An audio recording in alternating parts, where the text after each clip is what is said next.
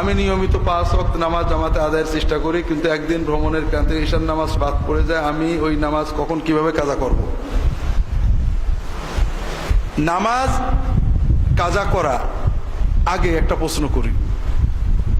আপনি দৈনিক 3 বার খান না?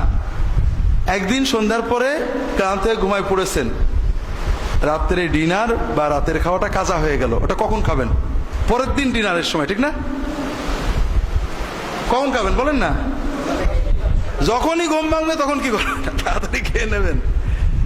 খাওয়া বেশি গুরুত্বপূর্ণ না সালাদ বেশি গুরুত্বপূর্ণ?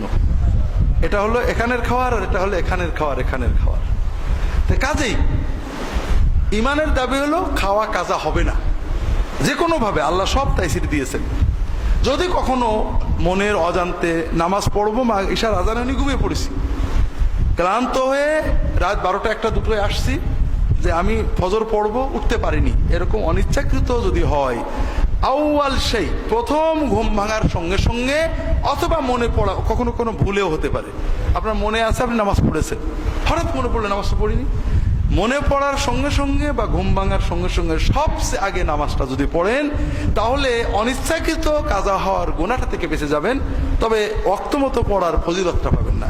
আর যদি মনে হওয়ার পরেও দেরি করেন অথবা উঠার পরও দেরি করেন, তাহলে আরো বড় ভয়ানক গুনাহ আপনার আমলনামায়